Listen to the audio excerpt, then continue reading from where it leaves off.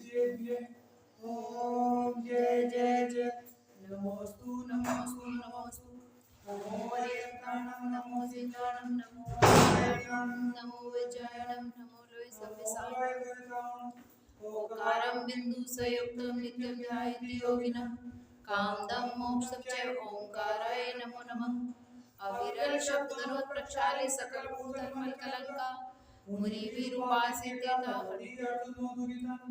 अज्ञानतिमिरान्धनं ज्ञानञ्जनशलाकया चक्षुरुन्मीलितं येन तस्मै श्रीगुरुवे नमः श्रीपरमगुरुवे नमः परमप्राचार्य श्रीगुरुवे नमः सकलकलविध्वंसकं शेतां परिवर्तकं धर्मसम्बन्धकं भगवती मनः प्रतिबोधकारकं शास्त्रं श्री पांडवपुराणां देयम् अस्य मूलग्रंथकर्तारः श्री सर्वज्ञदेवः उत्तरग्रंथकर्तारः श्री गंधर्वदेवः प्रतिगंधर्वदेवः तेषां मनुसुसारमाध्यम श्री शुचन आचार्येण विरचितं सर्वे श्रोतारः सावधात्या श्रवणन्तु मंगलम भगवान वीरो मंगलम पद्मगणि मंगलम कुंकुंदादेव जैन धर्मस्तु मंगलम सर्वमंगल मांगल्यम सर्वकल्याणकारकम प्रधानम सर्वधर्माणां जैनम जयतुशासनम जैनम जयतुशासनम जैनम जयतुशासनम।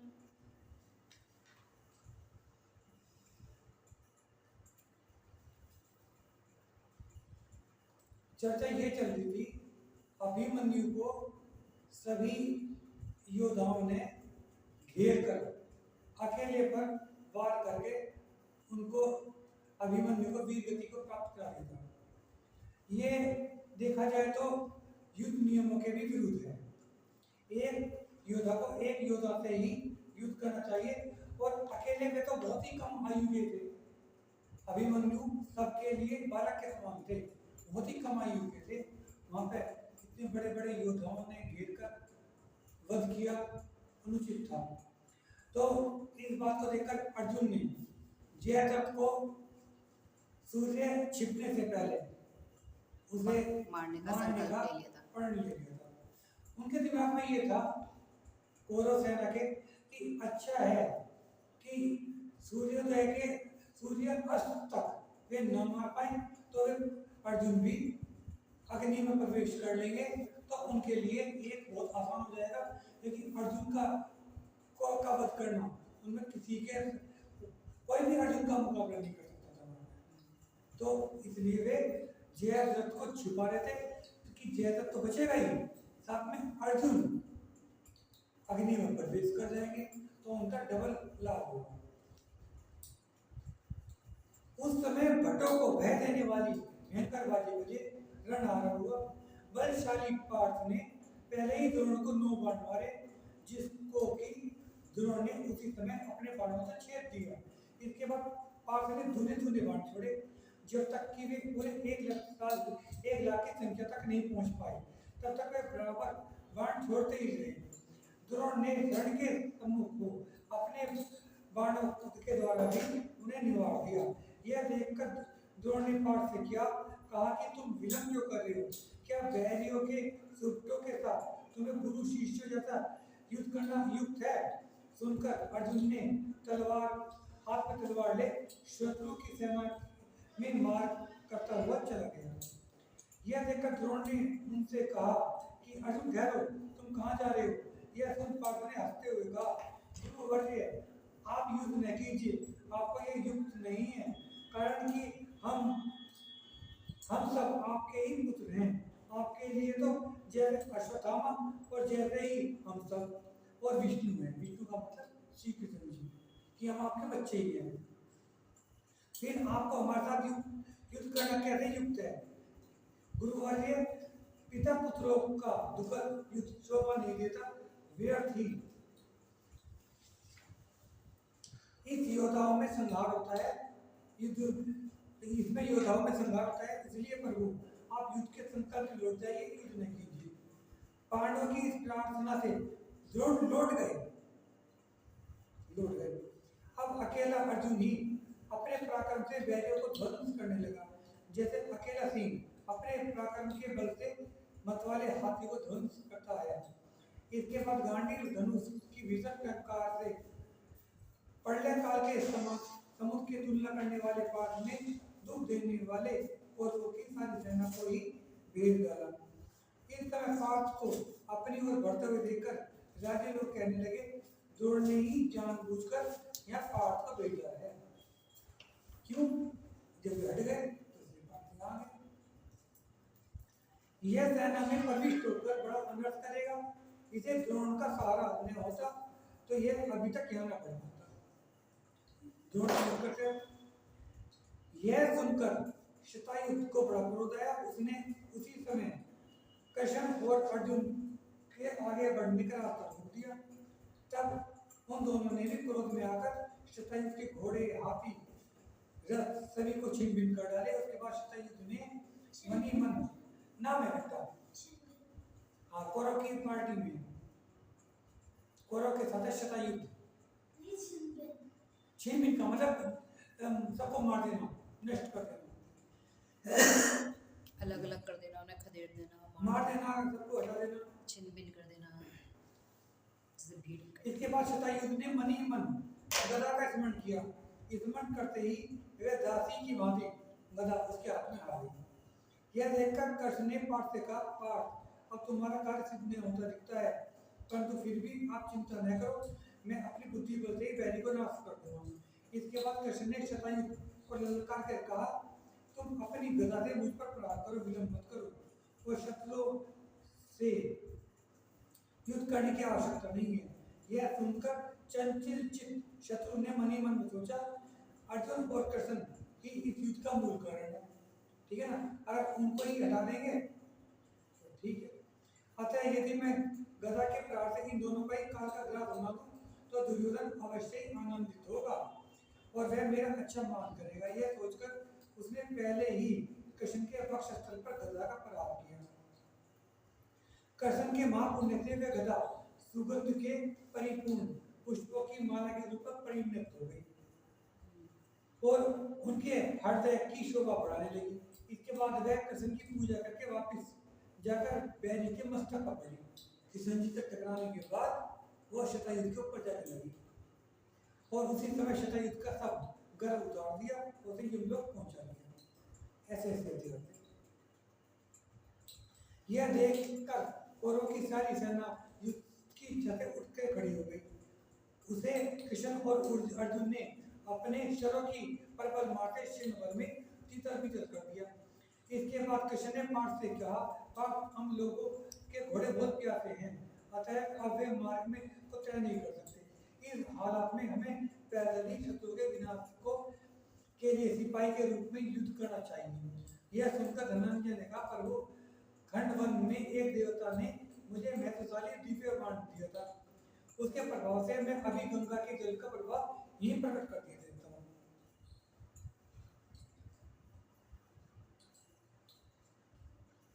कृष्ण जी ने कहा, तो इसमें धनंजय ने यानी कि अर्जुन ने कहा कि मेरे पास ऐसा तीर है।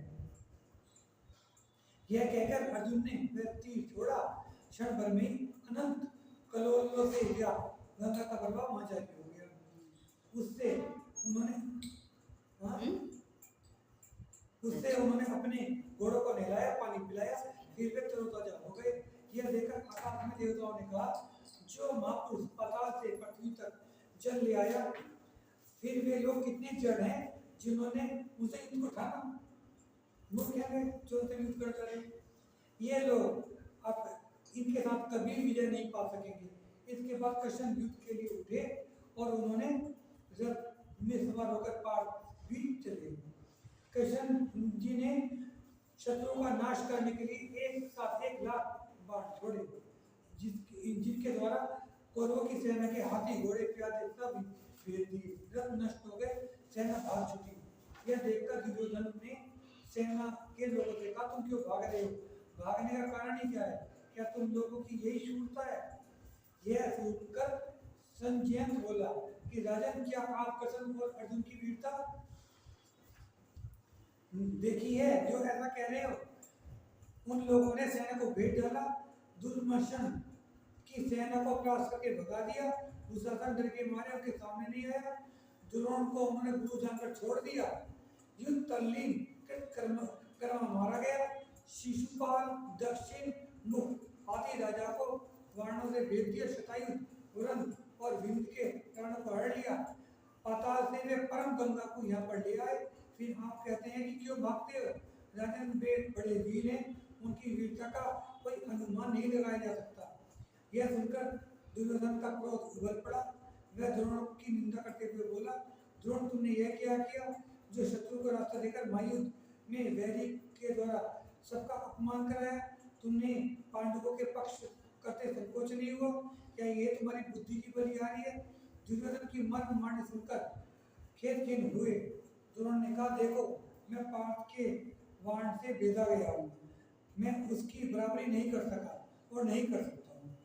अर्जुन की द्रोणाचार्य लगा, यह तुम ही सोचो, कहाँ तो है जवान और कहाँ मैं बड़ा, फिर उसके साथ युद्ध करने को मैं समर्थ कैसे हो सकता हूँ? बात यह है कि उसी समय तुम ह्यूमन श्री करके युक्त हो, अतः तुम्हें ही उसके साथ युद्ध करना चाहिए। यह सुनकर दुर्योधन बोला, अच्छी बात है, आप देखते रहिए, मैं पार्थ को क्षण भर में यमपुर का प्रतीक बना देता हूँ। इसके साथ ही वह हाथ में धनुष लेकर उठा और पार्थ के साथ युद्ध के लिए उद्यत हुआ। उधर से पार्थ भी उसके साथ युद्ध के लिए तैयार होकर आया। दोनों के साथ बहुत ही वीरगण थे, दोनों का शरीर रणनीति से भूषित हो रहा था। युद्ध करते हुए दुर्योधन ने पार्थ के बाणों को छेद दिया और अभिमान में आकर वह पार्थ से यह कहकर हंसी उड़ाने लगा, तुम गांडीव धनुष अब काम नहीं आया। यह देखकर नारायण ने हंसकर अर्जुन से कहा, पार्थ तुम तो थक नहीं गए हो? पार्थ ने कहा, नहीं, मैं तो सिर्फ वैरियों को मारकर कुछ शांति के लिए बैठ गया हूँ। अब मैं इन सब शब्दों को धराशायी कर देता हूँ। आप तो मेरे अपूर्व पराक्रम को देखते जाइए, विश्वास रखिए, मैं कौरवों को जीतकर चंद्र जैसे सच उत्तम जस को संचित करूंगा। यह कहकर जोश में आप पार्थ ने शरों के प्रबल मारते दुर्योधन को बेच डाला। उसके द्वारा उसकी सेना को छीन भिन देकर हाहाकार कर उठे। उसी समय कृष्ण जी ने अपने पांचजन्य शंख को धोकर उसके शब्द को सुनकर जियार्थ को बड़ा कर उठाया। ये जियार्थ जगह जय रहती है, वहाँ पे जय लिखा हुआ, यहाँ जियार्थ लिखा हुआ। वह भयभीत होकर परवाह विहीन हो गया। उधर कौरवों की उद्यत हुई सेना को अकेले पार्थ ने ही तीतर बीतर करके भगा दिया। फिर वह कृष्ण जी के आगे मस्तक भी न उठा सकी। इस सेना इस समय इतना भयंकर युद्ध हुआ कि सारी पृथ्वी रुंड में हो गई और सारी युद्ध भूमि में श्वास उच्छ्वास रहित मुर्दे ही मुर्दे दिखाई पड़ने लगे।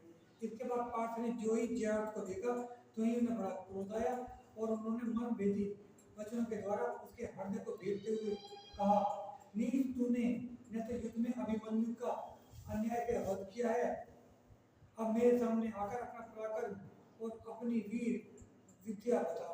नीच, मैंने तुझे बड़ी देर में देख पाया, अब भी तुझ में शक्ति हो तो रणांगन में आकर मेरे साथ युद्ध कर और इन कौरवों को बचा। पार्थ के इन वचनों को सुनकर देवताओं को बड़ा संतोष हुआ, वे उसकी बुरी बुरी प्रशंसा करने लगे। इसी समय धनंजय ने अपने बाणों के द्वारा जियार्थ के धनुष, घोड़े और ध्वजा इत्यादि छेद दिए। उधर कृष्ण जी ने उसके कवच को भेदकर अर्जुन से कहा कि पार्थ, सूर्य अस्त होने से पहले पहले तुम मुझे तीव्र बाणों के द्वारा इसके मस्तक को धड़ से अलग कर दो, तभी तुम्हारी वीरता है। यह सुनकर पार्थ ने नागबाण हाथ में लिए, जिसे कि शासन देवता ने साप के रूप में उन्होंने कहा था ना, अर्जुन को दिया था। इसके बाद अर्जुन ने देखते ही देखते उस बाण से जियार्थ के मस्तक को धड़ से अलग कर दिया और उसके मस्तक को लेकर आकाश मार्ग से वहां गए जहां उसके पिता तप कर रहे थे।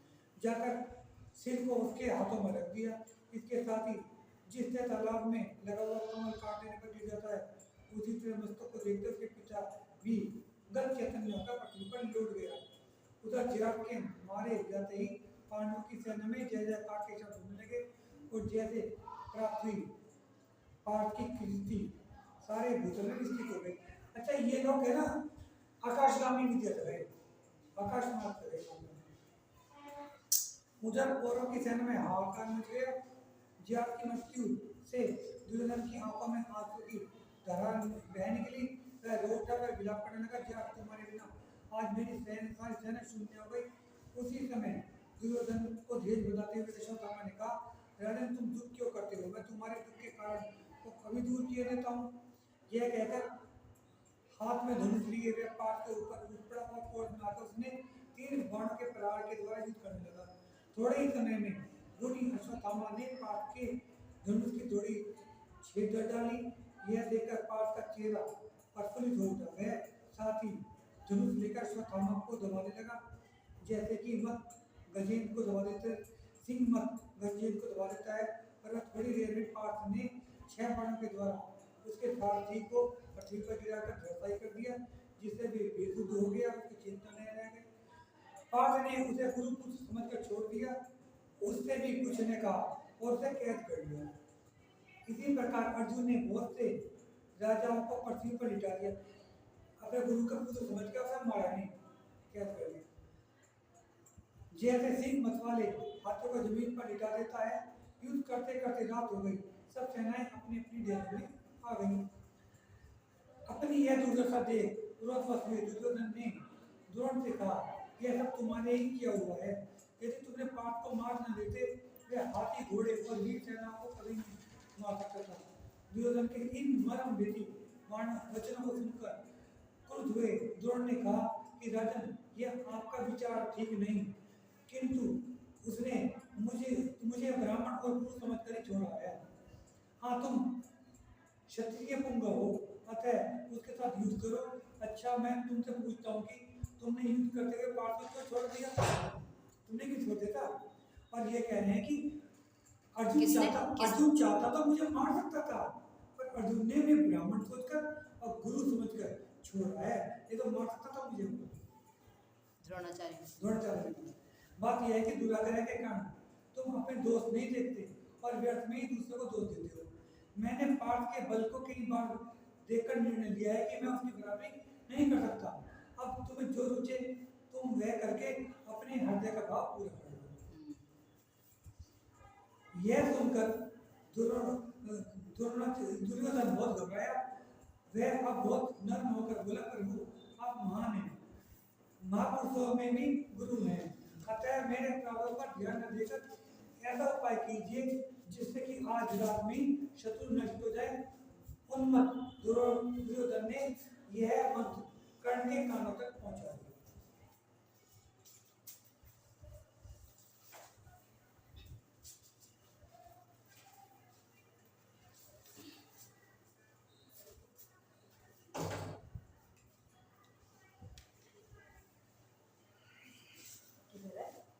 लास्ट वाला पैराग्राफ इसी का उधर अच्छा उंगली रख कर के कहता। हाँ, इस वाले पेज पे लास्ट का पैराग्राफ। अपनी यह दुर्दशा देख क्रोधवश हुए दुर्योधन ने द्रोण से कहा, ठीक है? अपनी यह दुर्दशा देख क्रोधवश हुए दुर्योधन ने द्रोण से कहा कि यह सब तुम्हारा ही किया हुआ। नहीं, इसका पैराग्राफ भाई, इसका पैराग्राफ, इससे अगला बाकी का पैराग्राफ भाई। यह सुन दुर्योधन बड़ा घबराया। इसे क्या पैराग्राफ, लास्ट का पैराग्राफ। चलो समझिए, मैं लास्ट से पहले वाला है लास्ट पैराग्राफ। ये, लेकिन मैं ये वाला पैराग्राफ 2 लाइनें पढ़ रही। यह सुन दुर्योधन बड़ा घबराया, तब वह बहुत नम्र होकर बोला, प्रभु आप महान हैं, महापुरुषों के भी गुरु हैं, अतः मेरे अपराधों पर आप ध्यान न देकर ऐसा उपाय कीजिए जिससे आज रात में ही शत्रु नष्ट हो जाए। उन्मत्त दुर्योधन ने यह मंत्र कर्ण के कानों तक भी पहुंचा दिया। इस निश्चय के बाद कौरवों की निर्दय सेना रातों रात और रणस्थल को चली। धीरे धीरे वह रणस्थल के पास पहुंची और उसने पांडवों की सोती हुई सेना में प्रवेश किया। जैसे अंधेरे में कोकिलाएं कौवे में प्रवेश करती है।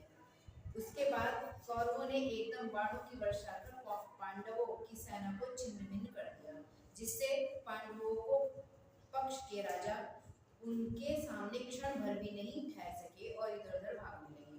यह देख कौरवों ने एक साथ 10 बाणों द्वारा भीम को और 3 बाणों द्वारा उन्नत हुए नकुल और सहदेव को भेद दिया। साथ ही उन्होंने 10 बाणों से भीम के पुत्र बटुक को, 5 बाणों से अर्जुन को और 6 बाणों के द्वारा शिखंडी को भेद दिया एवं 7 बाणों से धृष्टद्युम्न को और 5 बाणों से प्रसिद्ध शासक कृष्ण को भेद दिया। इस समय क्रुद्ध होकर युधिष्ठिर युद्ध के लिए उठा तो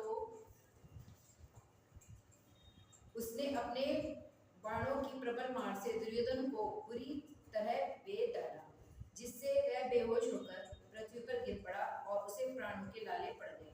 यह देख द्रोण युद्ध के लिए युधिष्ठिर के सामने आए और उन्होंने पांडवों की सेना में प्रवेश किया। इस वक्त वह ऐसे जान पड़े मानो आकाश में उन्नत सूरज ही उदित हुआ है। इसी समय सवेरा हो आया। पांडवों की सेना को द्रोण ने एक क्षण में ही पीछे हटा दिया। यह देख वीर पार्थ ने अपने शस्त्र कौशल से ब्रह्मांड में ब्रह्मास्त्र छोड़ा और ब्रह्मास्त्र यह देख वीर पार्थ ने अपने शस्त्र कौशल से ब्रह्मास्त्र छोड़ा और बात ही बात में द्रोण को वेद कर विवश किया। इसके बाद ही उन्होंने द्रोणाचार्य को छोड़ दिया और उनकी पूजा कर अपना अपराध क्षमा कराया।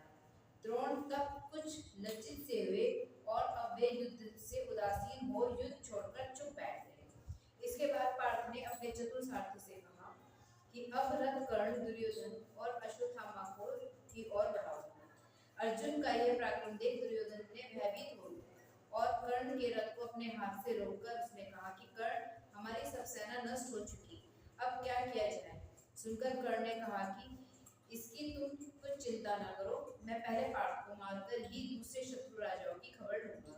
इसके बाद क्रोध से उन्मत्त होकर कर्ण ने अर्जुन के साथ युद्ध छेड़ दिया और उधर से सब कौरव युधिष्ठिर के साथ भिड़ गए। घोर युद्ध हुआ। योद्धाओं की बाण वर्षा से सारा आकाश मंडल ढक गया। उनके रणनाद से दिशाएं बहरी हो गई। यह देख पार्थ ने बाणों की प्रबल मार से कर्ण के रथ को छिन्न भिन्न कर दिया और मैं डोरी के उसके धनुष को तोड़ डाला। उधर रथ में सवार हो द्रोण ने धृतराष्ट्रार्जुन को लड़ने के लिए ललकारा। यह देख धृष्टद्युम्न ने द्रोण से कहा कि जरा ठहरिए, मैं अभी ही आपको यमपुर की सैर कराता हूँ। यह कहकर उसने द्रोण पर वार प्रहार शुरू कर दिए। द्रोण ने अपने शर कौशल से उनके बाणों को बीच में ही छेद दिया और उसने उन्हें अपने पास तक भी न आने दिया। एवं इस गुण गरिष्ठ द्रोण ने उसके रथ, ध्वजा वगैरह को भी नष्ट कर 20,000 क्षत्रियों को यमपुर का पथिक बना दिया। उस समय द्रोण ने कोई 1,00,000 सुबटों को धराशायी किया और हाथी घोड़ों को इतने मारे कि उनकी कोई गिनती ही नहीं। तात्पर्य यह है कि उन्होंने सारी एक अक्षौहिणी सेना को नष्ट कर जीवन से निराश कर दिया। इतने में द्रोण को इस महाहिंसा करने से रोकती आकाश में देववाणी हुई कि द्रोण, तुम इतना भारी पाप काहे के लिए करते हो और क्यों राजाओं के साथ विरोध मानते हो। तुम्हें इन झगड़ों में न पड़ना चाहिए, किंतु हृदय को पवित्र कर तुम स्वर्ग के अतिथि ब्रह्मेंद्र बनो। यह सुन भी बोला, हे श्रेष्ठ ब्राह्मण, सचमुच तुम्हें पाप करना उचित नहीं, इससे कुछ लाभ नहीं। अतः गुरुवर्य, पांडवों की कुंजांगल देश का राज्य देकर आप सुख से रहो। यह सुन द्रोण ने कहा कि यह नहीं हो सकता, मैं कौरवों का राज्य कौरवों को ही दूंगा। मैंने प्रतिज्ञा की है कि मैं अपना जीवन कौरवों को देकर ही सुखी होऊंगा। इसके बाद द्रोण और धृतराष्ट्रार्जुन फिर युद्ध के लिए उद्यत हुए। उधर अश्वत्थामा ने भीम के पुत्र घटुक को ललकारा। घटुक के सामने आते ही क्षण भर में अश्वत्थामा ने उसे धराशायी कर दिया। उसकी मृत्यु से पांडवों को बड़ा दुख हुआ। वह विलाप करने लगे। यह देख कृष्ण ने उनसे कहा कि क्षत्रिय वीर रणस्थल में शोक नहीं करते, यह शोक का अवसर नहीं है। उधर पांडवों को शोक संतप्त देखकर कौरवों की सेना युद्ध के लिए फिर उठ खड़ी हुई। यह देख भयंकर भीम ने अश्वत्थामा को ललकारा और कहा कि गुरु पुत्र होने से पहले मैंने तुझे जीता छोड़ दिया था, परंतु अब मैं तुझे जीता कभी नहीं छोड़ूंगा। यह कहकर भीम ने उस पर गदा का एक ऐसा प्रहार किया कि जिससे वह मूर्छित होकर पृथ्वी पर गिर पड़ा। इसके बाद भीम ने उसके हाथी को भी धराशायी कर दिया। इसी समय पांडवों की सेना ने जाकर युधिष्ठिर को नमस्कार किया और उनसे कहा कि देवों के देव, पूर्ण विचार कर अपने कर्तव्य का शीघ्र निश्चय कीजिए, क्योंकि द्रोण ने घोर युद्ध करके आपकी सेना को बिल्कुल ही जर्जरित कर रख डाला है, जैसे कि वज्र पहाड़ को और वायु मेघ को जर्जरित कर देता है। महाराज, हमारी सेना में ऐसा कोई भी समर्थ वीर नहीं जो उन्हें रोक सके। इसके लिए एक उपाय है, यह वह कि द्रोण को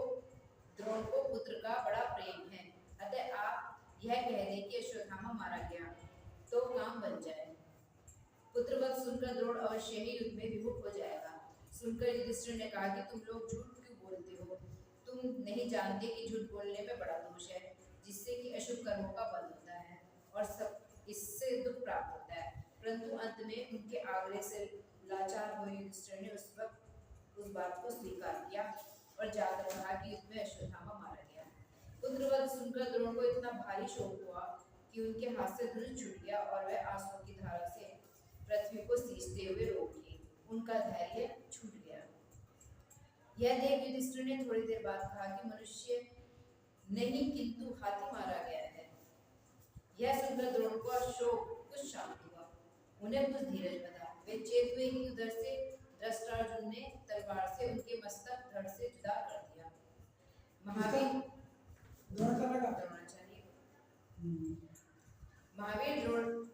द्रोण धाराशायी हो परलोक को प्रयाण कर गए। यह देख कौरवों और पांडवों को बड़ा दुख हुआ। वे विलाप करने लगे और दुख के आवेग से कहने लगे कि हे परम वीर गुरु, तुम्हारे चले जाने से आज हमारी छत्र छाया ही चली गई। इससे संसार में हमारी तो अब कीर्ति हुई, वे हमारी सब कीर्ति पर पानी फेरने वाली है। अथवा हे गुरुवर, यह सब दुर्योधन जैसे पुरुष की संगति का परिणाम है। द्रोण की मृत्यु से दुखी होकर पार्थ ने क्रोध के साथ युधिष्ठिर से कहा, धृतराष्ट्र हमारा कोई नहीं होता, फिर इसने हमारे गुरु द्रोण का क्यों वध किया? यह सुन धृतराष्ट्र बोला कि पार्थ, इसमें मेरा कुछ दोष नहीं, किंतु बात यह है कि युद्ध स्थल में जब घमासान युद्ध होता है तब सुबटों पर प्रहार करते ही हैं, फिर इसमें चाहे जिसका नाश क्यों ना हो। बतलाइए, ऐसी हालत में मेरा क्या अपराध है?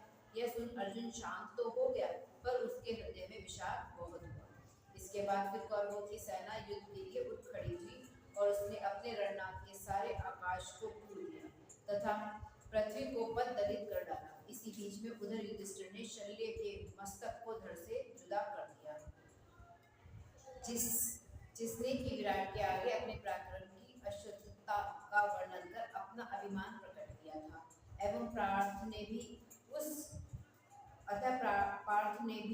इस वक्त दिव्य अस्त्र के प्रहार से हजारों राजाओं को धराशायी कर दिया था।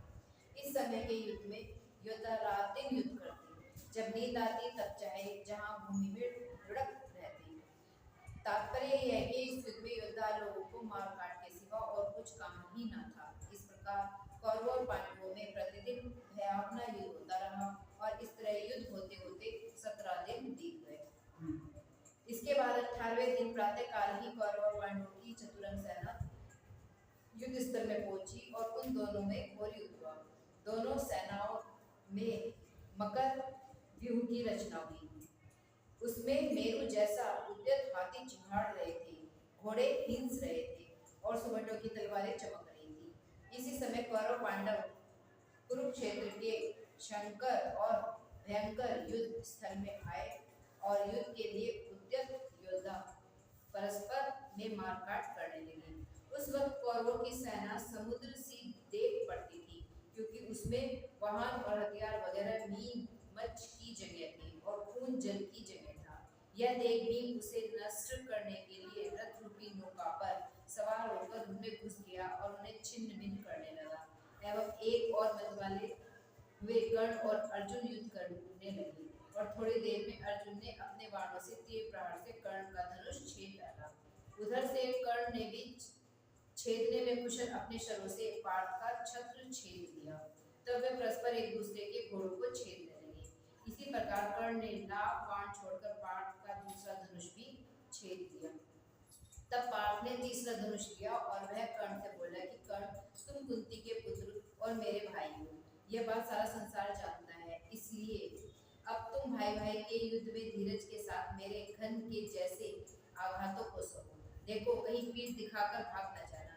मैंने पहले रण में तुम्हें पकड़कर कई बार छोड़ दिया, परंतु अब मैं छोड़ने का नहीं। तुम या तो अति शीघ्र युद्ध के लिए तैयार हो जाओ अथवा रण स्थल छोड़कर अपने घर को रास्ता लो, यहाँ एक क्षण भी न ठहरो, इसी में तुम्हारी भलाई है। ये सुन वीर कर्ण ने कहा कि रे जड़ात्मा और अविनयी पार्थ, तू व्यर्थ ही बकता है। देख, मैं तुझे अभी धराशायी किए देता हूँ, और यह तो तू भी जानता है कि तेरे आगे ही पहले मैंने अनेक राजाओं को धराशायी किया। इसलिए अब तू व्यर्थी अपने मुंह अपनी बड़ाई कर और न व्यर्थी खोटे वचन बोल, किंतु मेरे प्राणों को सह। इसी बीच में कृष्ण ने आकर कर्ण से कहा, तुम्हारा पुत्र विश्वसेन धराशायी हो काल का अतिथि बन चुका है। यह सुनकर कर्ण शोक के मारे विह्वल सा होकर बड़ी भीषण चिंता में पड़ गया। वह सोचने लगा कि हाय, ये कैसा नर्थ है जो एक तुच्छ राज्य के लिए भाई भाई को भी मार डालते हैं। इस प्रकार कर्ण को शोकाकुल देख उससे दुर्योधन ने कहा कि वीरवर, ये शोक का अवसर नहीं है, इसलिए तुम शोक को छोड़ दो और अर्जुन का वध करो। इसी में कौरवों के हाथ में जय लक्ष्मी आएगी। सुनकर कर्ण उठकर खड़ा हो गया और अर्जुन के साथ युद्ध करने लगा। इस वक्त उन दोनों ने ऐसी अविरल बाणों की वर्षा की जिससे सारा गगन मंडल छा गया। इसी समय कृष्ण ने पार्थ से कहा कि पार्थ, शीघ्रता से बाण चलाओ और शत्रुओं को मार गिराओ। कृष्ण की उत्तेजना से अर्जुन को बड़ा जोश आया और तब वह अति शीघ्रता से बाण छोड़ने लगा। फल यह हुआ कि उसने थोड़े ही समय में कर्ण के धनुष बाण को छेद दिया। तब उधर से कर्ण ने भी अपना जोर चलाया और धनंजय के धनुष को बेकाम कर दिया। पार्थ दिव्य अस्त्र हाथ में लेकर और दिव्यास्त्र के रक्षक देवों से बोला कि हे दिव्य अस्त्र और दिव्य देह के धारक शरासन, तुम सब सुनो कि यदि तुम में कुछ सत्य है, हम सच्चे कुल रक्षक हैं और युधिष्ठिर में कुछ धर्म है, तो तुम इस वैरी का विध्वंस कर दो। यह कहकर उसने अपने अपने दिव्य अस्त्र को छोड़ा और क्षण भर में ही कर्ण के मस्तक को धड़ से जुदा कर दिया। देखते देखते वीर कर्ण धराशायी हो गया। इस प्रकार चंपा नगरी के वीर राजा कर्ण को धराशायी होता देखकर कौरव रोने विलाप करने लगे कि आज आकाश से सूरज ही पृथ्वी पर गिर पड़ा है और सदा के लिए अंधेरा कर गया। हाँ कर्ण, तुम्हारे बिना अब रण में अर्जुन का सामना कौन करेगा? हम में ऐसा शक्तिशाली कोई नहीं जो इस वीर का सामना करे और उसे नीचा दिखाए। इसी समय उधर दुशासन आदि राजा युद्ध स्थल में आ उपस्थित हुए। उन्हें अकेले भीम ने ही यज्ञ के घर पहुंचा दिया, जैसे कि बहुत से वृक्षों को एक आग का कण खाक में मिला देता है, जला डालता है। यह देख नृप कर्ण कहने लगे कि देखो, जिस तरह जंगल में क्रुद्ध हुआ एक ही सिंह बहुत से गजों को धराशायी करता जाता है, उसी तरह भीम भी इन कौरवों को धराशायी करता जा रहा है। इसे धन्य है। इसी समय किसी ने दुर्योधन के पास जाकर उसके बांधवों की मृत्यु का हाल मांगा, जिन्हें की भीम ने मारा था, जिसकी मृत्यु दुर्योधन को अत्यंत दुख देने वाली थी। यह हाल सुनकर उस पुरुष के वचन दुर्योधन के कानों में ऐसे लगे जैसा कि मस्तक पर वज्र गिर पड़ा है।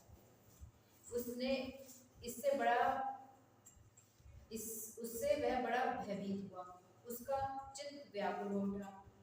इसके बाद वह वहां गया जहाँ की उसके भाई मरे हुए पड़े थे। उन्हें देख सारथी ने उनसे कहा कि राजन, उद्यत शूरवीर होने पर भी देखिए कैसे मरे पड़े हैं। दुर्योधन ने उन्हें देखा, देखो जो ऐसे विकराल थे कि ग्रह भूत पिशाच आदि के मांस से तृप्त होते थे, वे ही आज मृत्यु के ग्रास होकर पृथ्वी पर लेटे हुए हैं। यह दशा देख सारथी ने दुर्योधन से कहा कि महाराज, इस समय आप अब युद्ध का मौका नहीं है, आप युद्ध की इच्छा छोड़कर घर लौट चलिए। यह सुनकर दुर्योधन को बहुत क्रोध आया और वह आपे से बाहर हो गया। यह देख सारथी ने रोष में आकर कहा कि महाराज प्रभु, आपने न पांडवों को पहले उसके हिस्से का आधा राज्य दिया और न अब भी अपना दुराग्रह छोड़ते हैं। इसी का यह फल है कि इस युद्ध में आपके 100 भाइयों का सर्वनाश हो गया और अन्य सेना का तो इतना संहार हुआ कि उसका तो कुछ पता ही नहीं है। अतः ना आप स्थिर होकर रहे तो अच्छा है, जिससे कुछ और उपद्रव खड़ा ना हो। सुनकर दुर्योधन ने उससे कहा कि कायर, तू ये क्या कहता है? देख, मैं तभी मरूंगा जब पांडवों की सत्ता भी संसार से उठा दूंगा और इस तरह मैं कदापि मरने का नहीं। यह कहकर वह प्रचंड पांडवों की सेना के साथ फिर से युद्ध करने लगा। दोनों ओर की सेनाएं महान अहंकार से भरी हुई दौड़ी, तलवारें हाथ में लिए हुए उनके शूरवीर योद्धा मारो मारो कहते हुए परस्पर में भिड़ गए। वे एक दूसरे पर प्रहार करने लगे। उस समय एक योद्धा दूसरे से कहता है कि वीरों, या तो अपना शरीर हमें सौंप दो या युद्ध की लालसा का शमन करो और इसी में तुम्हारी भलाई और तरह तुम्हारी भलाई ना होगी। या तो अपना हाँ। शरीर हमें सौंप दो या युद्ध की लालसा का शमन करो और तरह तुम्हारी भलाई ना होगी। इसी समय मिस्टर मद्राधीप के साथ और भीम महायुद्ध करने वाले दुर्योधन के साथ भिड़ गए। उधर कर्ण के 3 पुत्र नकुल के साथ युद्ध करने लगे।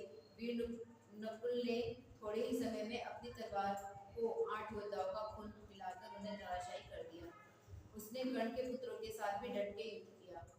इसी समय बुद्धिमान दुर्योधन ने भी भीम के धनुष को छेद डाला। तब भीम ने हाथ में शक्ति ली और दुर्योधन के वक्षस्थल में एक ऐसा प्रहार किया कि वह मूर्छित होकर पृथ्वी पर गिर पड़ा। इसके बाद में थोड़ी देर में जब होश आया तब उसे बड़ा भारी क्रोध आया और वह एकदम भीम पर टूट पड़ा। फल यह हुआ कि उसने जलचर, नभचर और थलचर बाणों के द्वारा भीम को बिल्कुल ही पूर दिया और उसका कवच छेद डाला। अपना यह हाल देख भीम के क्रोध का कुछ बाढ़ न सका और गदा हाथ में लेकर उसने कोई 20,000 योद्धाओं को यमपुर भेज दिया और 8,000 को चूर कर डाला तथा असंख्य हाथी घोड़ों को प्राण रहित कर दिया। सच तो यह है कि भीम जहाँ जहाँ जाता था वहाँ उसके डर के मारे कोई भी राजा न ठहरता था। सब अपने अपने मनोरथ का व्यर्थ समझकर भागते थे। अथवा यो कहिए कि भीम जिस किसी के ऊपर अपनी दृष्टि डालता था वही यमलोक का शरण ले लेता।